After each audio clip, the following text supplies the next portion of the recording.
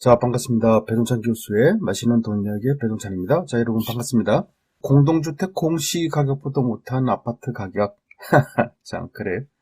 어이가 없죠. 먼저 여기서 말하는 공동주택 공시가격이라는 것은 아파트나 연립에 대해서 국토부 장관이 매년 공시기준일을 기준으로 해서 적정 가격을 조사 산정하여 공시한 공동주택의 가격을 말하죠.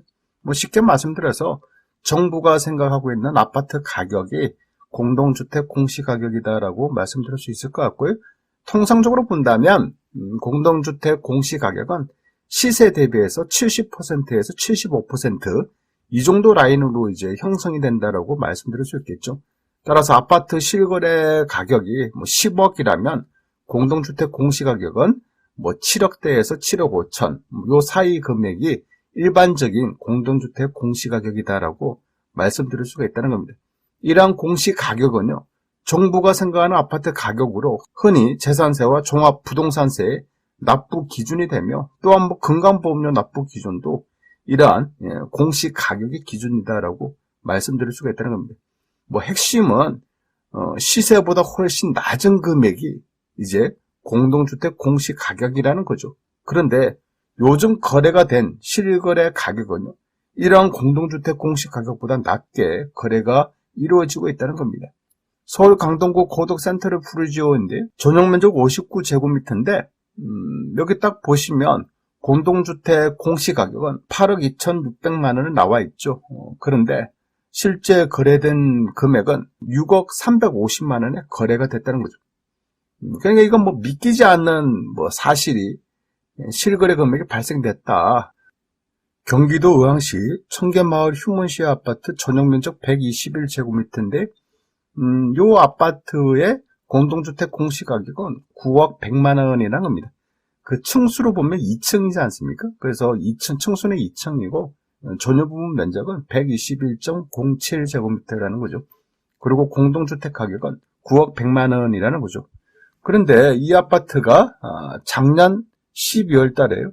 실거래 금액은 7억 원에 신고가 됐다는 겁니다. 엄청난 사실이지 않습니까? 그리고 층수도 2층.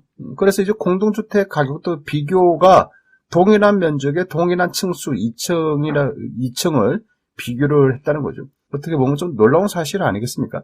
이러한 사실은 서울과 경기도에 국한된 것은 아니죠. 인천과 대구도 마찬가지로 공시가격보다 이하 공시가격보다 낮은 금액으로 실거래 계약이 실제 이루어지고 있다는 겁니다.